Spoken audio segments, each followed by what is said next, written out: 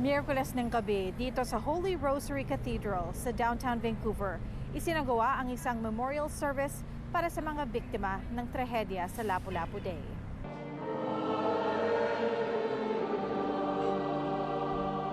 Inorganisa ito ng Roman Catholic Archdiocese of Vancouver kung saan pinangunahan ang service ni Archbishop Richard Smith. If this is the moment when we also experience within us a keen desire for the healing of our pain.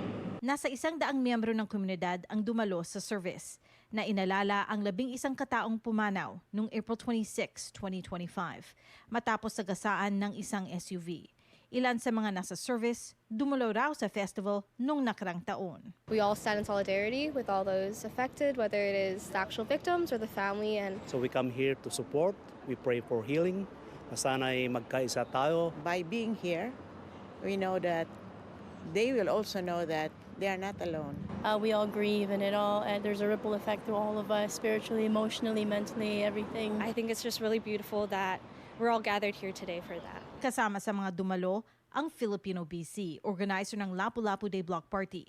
Pati na rin ang ilang miyembro ng Provincial Health Authority Disaster Psychosocial Services at si Vancouver Police Chief Constable na si Steve Rye. Aniya, higit na sa 300 Vancouver police officers daw ang tumulong sa aftermath at investigasyon ng trahedya. Our whole department and every first responder, the community, the ones who lost family members, they've been our priority. And nothing compares to their loss. Pinuri rin ni Rai ang katatagan ng Filipino community. The day after the tragedy, the week of the tragedy, we went to so many vigils, we went to so many services, and I was amazed with the kindness and the forgiving heart of the Filipino community, a community based in really strong faith. And there wasn't a lot of anger that I saw. There was a lot of supporting each other. There was a lot of faith and belief to get through the week, the months, and now it's 12 months later. And resilience for our community and we've gone through this through resilience. May ilang community members mula sa iba't ibang relihiyon na dumalo sa service.